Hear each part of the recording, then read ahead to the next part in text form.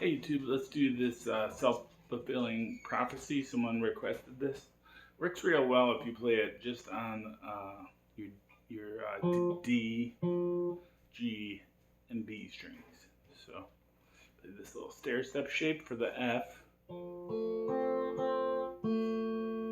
and go to an A minor, D minor. And this one now you're going to go on the D minor, you're going to go to the high E. If you want to. And then the final one is a B flat. But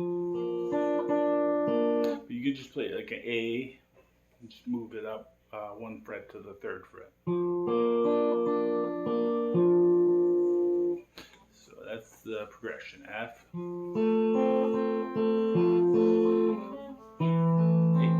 A minor, D minor,